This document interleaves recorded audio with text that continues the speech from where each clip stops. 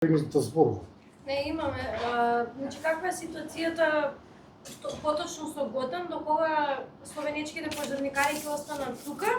и вчера имавме разгорување кај Подореш. Денес имаме ниски температури, се ставали дали некаде има шумар од чувари, пожарот повторно да не биде активен? Како што кажа директорот на ЦУК, состојбата на Готен е смирена од беровска страна. За жал, поради чадот и маглата, кои што се кренале после малиот дожд кој што паднал. Значи нема паднато некоја сериозна количина на дожд, немаме точен увид, моментално територијата се надлетува со дронови и се бараат жаришта под чадот, доколку има жаришта, доколку пожарот покажува активност, бидејќи се уште го водиме како контролиран, не е целосно изгаснат, гаснењето ќе продолжи во текот на раните утрески часови. Black Hawk е на располагање, се повлече во Скопје, но исто така на располагање го имаме и полицискиот хеликоптер, како и двата ертрактори на дирекцијата. Тука се разбери словенците. Нашиот план е тие се овде на 7 дена, и Black Hawk и словенците да останат овие 7 дена, затоа што количината на дожд која што паѓа е многу мала, почвата не е натопена, вегетацијата не е значено натопена, без разлика на тоа што температурите се пониски, сепак тие се повисоки од 30 степени, што значи дека вегетацијата која што е навлажнета надворешно, а секако дека не е раззеленета, многу брзо ќе се исуши и веќе утре, ако не продолжат овие поројни и краткотрајни дождови, повторно ќе имаме лоши услови од аспект на можност за палење на пожари. И затоа и Black Hawk и силите од Словенија овде ќе останат најмалку 7 дена. Доколку состојбата и понатака се смирува или е мирна, се разбира пустекот на 7 дена тие ќе се повлечат, доколку дојде до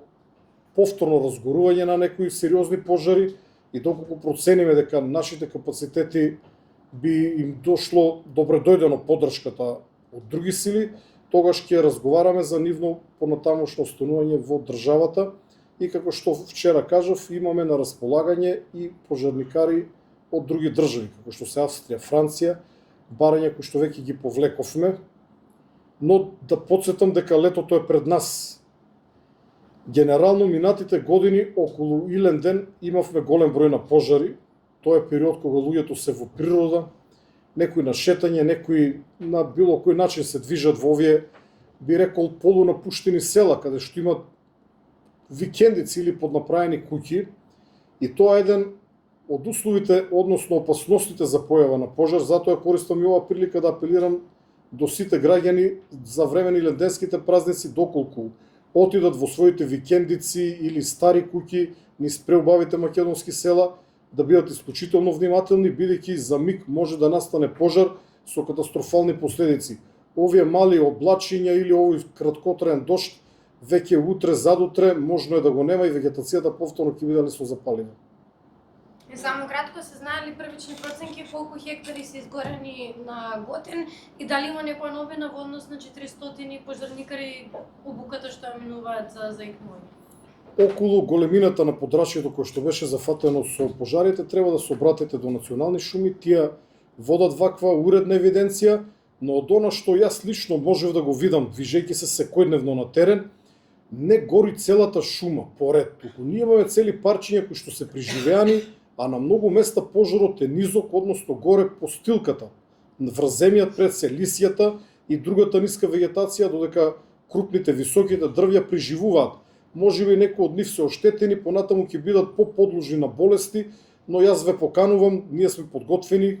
да организираме една посета на некои од опожарените места каде што пожарите се изгаснати, да ги снимите ужасите кои што таму се случиле, но и да видите дека меѓу изгореното има цели блокови или парчиња на преживеана шума, затоа што една од нашите тактики беше успорување на огнот и спасување на она што може да се спаси. Дури оному каде што знаевме дека со некој маневр шумата нема да биде спасена, ако знаевме дека дел од неа ќе спасиме, ние действувавме со сета сила, но секако дека нашиот фокус беше на девизата Safety First, безбедноста на луѓето на прво место, и во оваа сезона на пожари досега не настрада ниту еден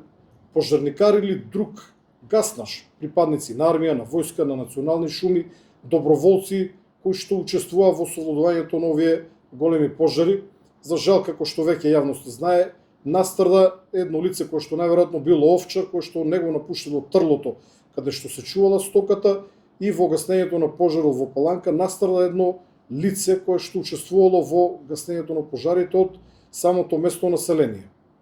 Што се однесува до огласот за лицата кои што треба да ни помогнат во справувањето со пожарите, кои што се јавија на јавниот повик на владата, постапката трае, административната селекција е завршена, дел од нив отпаднаа затоа што нема уредна документација, пред се има луѓе кои што нема уредна медицинска документација, бидејќи како што веќе знаете, лица кои што имат сериозни тешки болести кои што можат да и попречат во вршењето на оваа, би рекол, сериозна и ризична професија, истите беа елиминирани од старт. Следните денови ќе започне краткотрајна обука која што ќе организира Сојузот, противпожарниот сојуз на Македонија. Благодарам.